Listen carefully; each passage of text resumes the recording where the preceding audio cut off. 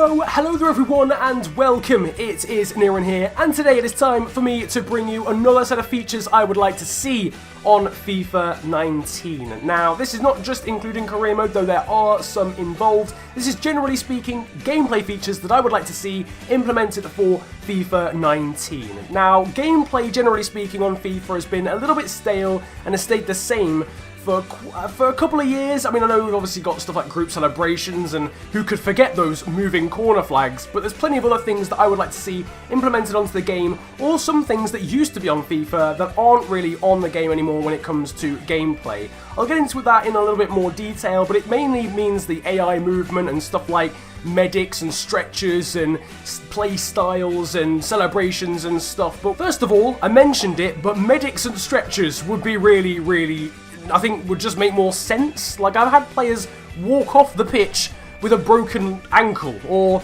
some sort of horrendous anterior cruciate ligament injury. Fam, you're not walking off the pitch if you get that injury. You're getting stretchered off with oxygen or whatever. I don't know whether it's to do with the fact that it's a PEGI 3 game. I hope not, because I mean, it's on PES. I'm pretty sure they have stretchers and medical staff on PES. It would just, if anything, it would just make a bit more sense for when my players get quite bad injuries in comparison to a sprained ankle. I could understand someone walking off the pitch if they've broken their metatarsal, or they've got a sprained ankle, or they've got a bruised shoulder, for example. But when it comes to the bad injuries, I don't really understand how they're just walking off the pitch with a slight limp. And number two, we've got a celebrations-based one, and I'd like to see a bit more. I'd like to see celebrations make a bit more sense. Like, I've genuinely scored 90th minute winners against a Premier League side in the FA Cup, and for sure the fans go mental, the noise is a little bit more, but I've genuinely had it where the player will just run up to the corner flag, kick it, and then no one will celebrate with him. And it's like, you've just scored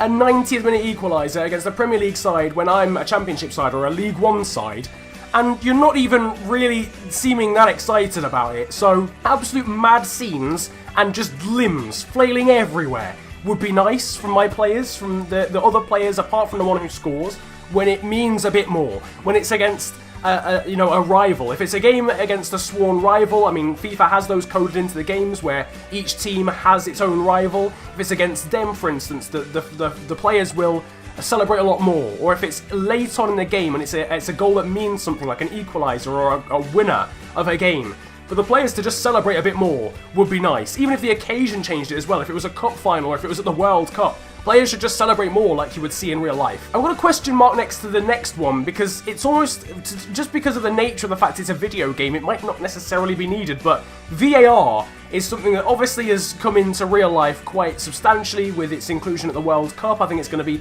leaking its way in stuff like the Champions League and domestic leagues quite a lot. To be honest with you, I don't really know how it would be implemented. It might just be that some decisions go a little bit close to the bone, and then you have like the animation of VAR. It might not actually add too much apart from being an aesthetic feature. But given VAR is going to be in football for years to come, it would make sense for them to implement it in the same way they do with goal line technology. The referee doesn't necessarily have to consult it. The game doesn't stop whilst he consults it, but you get the graphic on the screen of the goal line technology if the ball was close to going in or close to staying out. One thing I'd love to see return is corner kick and free kick routines. Like, you could genuinely sort these out and organise them in the practice arena, in practice matches, and then you could save them to assign to one button on the D-pad, for example. As far as I'm aware, that isn't in the game anymore. I'm pretty sure it isn't in the game anymore. I don't know how to use it if it is the case, but it would be great to see those back, and then obviously improved upon as well. So you've maybe got 8 different options you could choose, and you could choose, all players to do a certain thing. Obviously, one tactic that England have been using is the love train, as it's been called, where basically 4 players line up in a row, so it's harder for the man that's marking them to really keep tabs on them, and then they all separate. That would be quite nice, or to always have your tallest striker run to the front post would be good. There's sometimes where I play a game with Wimbledon, for example, in my Road to Glory series, and my best jumper, which is Osher Larger, the defender, isn't even in the box. Like, just being able to allocate players that I want to be in the box for corners every single time would be brilliant, because sometimes the game doesn't do it automatically. But routines and runs and stuff like you used to get on old FIFAs would be really cool as well. Number 5 is another returning feature, and that's Visual Sim, which used to be in career mode. For those that don't know, back on career modes, I think, from before FIFA 10. I think it was like FIFA 06 to, or FIFA 05, sorry, to FIFA 09 or FIFA 08, something along the lines of that. You could press Visual Sim, and you'd basically see all the stats and all the possession as it was happening, like you would in a Football Manager sim, and you would be able to actually intercept the game at any point. So you could press a certain button, and it would load you into the game the next time the ball went out of play, and say you were losing at 1-0 at the 65th minute, you could jump into the game and play the remaining 35 minutes of the, or 25 minutes, sorry, of the game, and try and get the equaliser yourself, rather than allowing the AI, if you like, of your team to try and do the same in a sim if you're more confident of your playing abilities. That is something, again, I would love to see return to FIFA. Career mode, obviously, not just the game generally, that's more of a career mode feature. Don't really know why it was taken out, but it might just prove might just prove nice. And even if there isn't the opportunity to jump into the game, just to be able to see the stats in a bit more detail as they happen, because all you can see is the goals and the subs and the cards. It'd be nice to see, you know, how your team actually played in the game, rather than just here's the scoreline, here's who scored them. More classic kits and unlockables would be nice. I do think FIFA have done a very good job, especially when it comes to Premier League sides. A lot of them do have 2 or so classic kits that are unlockable. However, there are some that literally don't have any. So, like, there's one, I can't remember which team it is, but there was one team that's like sort of mid-table Premier League side and just doesn't have any classic kits at all. And it's like, why? Why don't you have any classic kits for this club? I'm not a fan of that team. I can't remember what team it was, but if I was a fan, I'd be a little bit disappointed that Everton have like 3 classic kits and my team doesn't have any.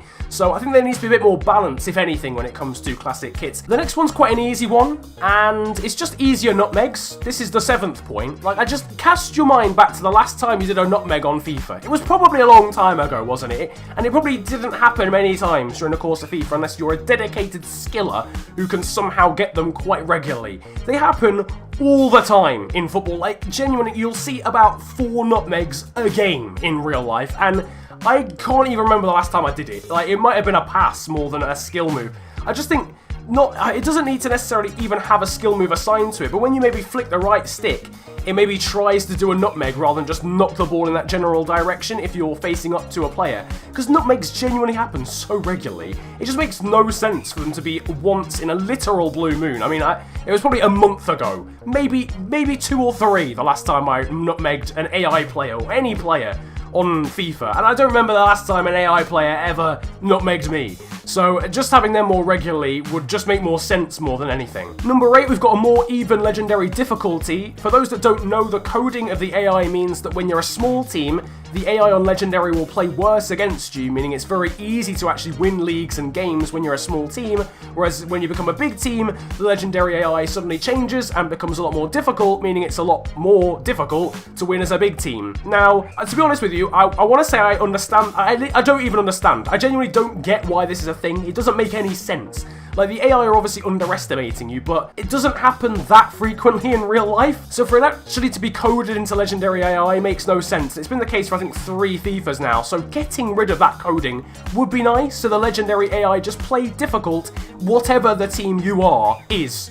That doesn't make any sense. So you get what I'm saying, though. Distinct AI playstyles would be nice as well. It's something that EA talk about quite regularly, but to this day I still don't notice any difference between the way Barcelona play and the way Man City play. At all. I genuinely don't. If I was to play those 2 teams 5 times, I would not, and they was wearing the same kit, I wouldn't know which one was Barca and which one was City. It just doesn't exist, I'm sorry. It needs to be a lot more in your face, because as far as I'm aware, every AI team you play pretty much plays the same style. The 10th point is DISSENT in derby games. It goes along sort of with the celebrations thing from earlier, where players celebrate a lot harder if they're playing against a rival side. A bit more in terms of tension and handbags at dawn would be nice as well between rival sides. You get it a lot in real life, and it doesn't, you sort of miss out a little bit on the feeling of a derby match, apart from just the fact you know you're playing a derby match. It doesn't really feel any different to a normal match on FIFA. You know, if players, obviously, you know, FIFA are big campaigners, if you like, for fair play, obviously it makes sense, but just to have a little bit more of pushing and shoving and, you know, players just shouting at each other a little bit, or more tackles going in even from the AI, they're a bit dirtier. And the final one, number 11, is logos and numbers that change based on the competition. Because if you're a Championship or EFL side and you get promoted to the Premier League, you're still gonna have the EFL font and numbers on the back of your shirt and the badges on your sleeve. And I don't want that. I want to know I'm a Premier League team. When I get someone from League 2 to the Premier League, the least I want is the numbers of the Premier League font. That is what I want on the back of the shirt. And I get it, it's probably a licensing issue, but if you can get players to transfer to different teams, which I imagine is a massive hassle in terms of licensing in itself, I'm sure you could probably get licensing to have all the kits have the potential to put Premier League, you know, sort of style on them. Do you know what I'm saying? Anyway, I think that's going to round things up for the gameplay features I would like to see in FIFA 19. If there's any others that you would like to see, drop them down in the comment section below, because I'm sure there's lots of ways EA could improve on that front. Drop a like if you enjoyed the video, and of course subscribe if you are new to the channel. You can also follow me on social media these days too. My Twitter handle is @theofficialfng, links are down below, and my Instagram is exactly the same. But it's been a pleasure ranting at you guys today. Have a great day, enjoy yourselves, and goodbye.